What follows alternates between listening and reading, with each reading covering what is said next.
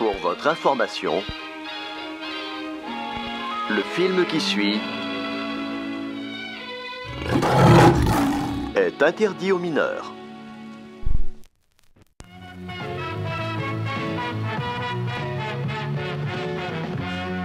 Voici notre programme principal.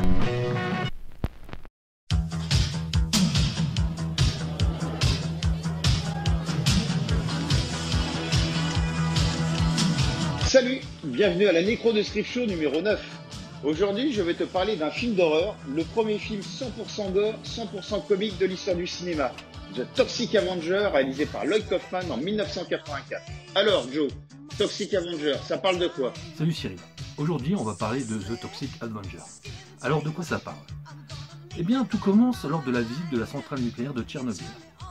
La très sexy italo-russe Anna Bolizante rencontre et tombe amoureuse du très charmant Jim Diesel. De leur union naîtra un petit garçon, Melvin. Mais Melvin a un souci, un gros souci. En effet, il a un cuir chevelu extrêmement sec. Et par conséquent, énormément de pellicules. Plus de pellicules que ce que Fujifilm et Kodak auraient pu vendre ensemble. Pour régler le souci, ils expérimentent divers shampoings antipelliculaires de contrebande. Et là, c'est le drame. Certes, il n'y a plus de pellicules. Par contre, il a une calvitie du tonnerre. Un petit peu comme... Non. Il n'en fallait pas plus pour détruire les rêves de ce petit passionné de danse classique. Lui qui, ironie du sort, voulait intégrer la troupe de la comédie musicale alors en vogue, R.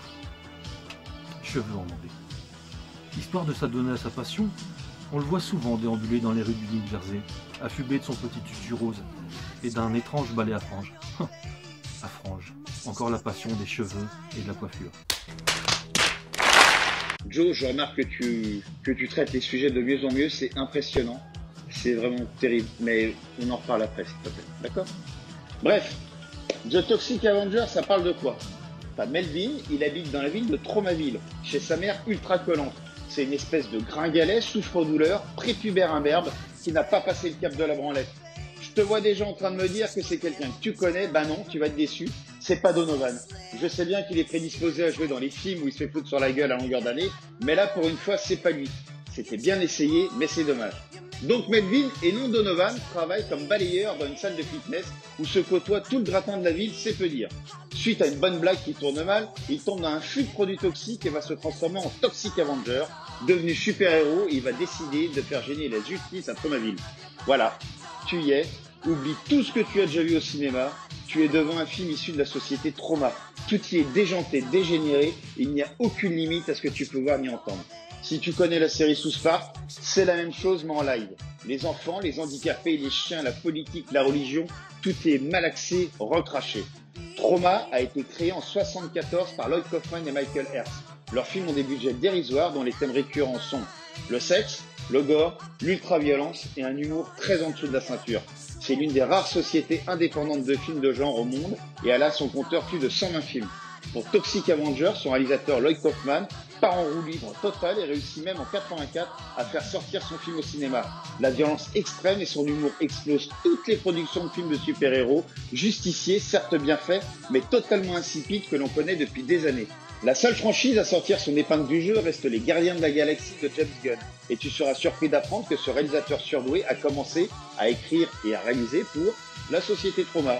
Les liens très forts et toujours actuels qui l'unit avec cette société lui ont presque valu son éviction des Gardiens de la Galaxie à cause de l'humour acide qu'il en garde. D'ailleurs, je t'invite à regarder son deuxième film qui s'appelle Super, réalisé en 2010. C'est un petit bijou traitant d'un justicier masqué. Donc, si comme François, tu es un photographe dans l'âme,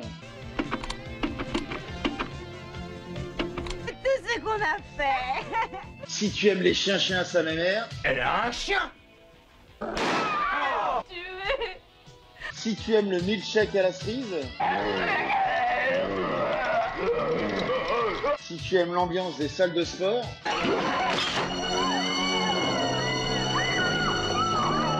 ce film est fait pour toi.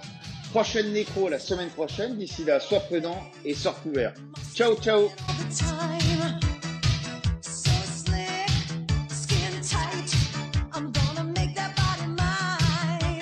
J'adore vraiment ce nécro. Je suis fan.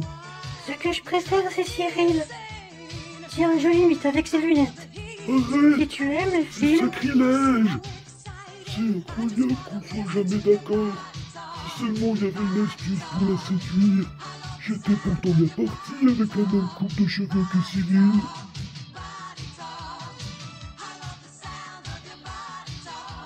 Si comme moi tu veux lever les femmes, abonne-toi à Scription.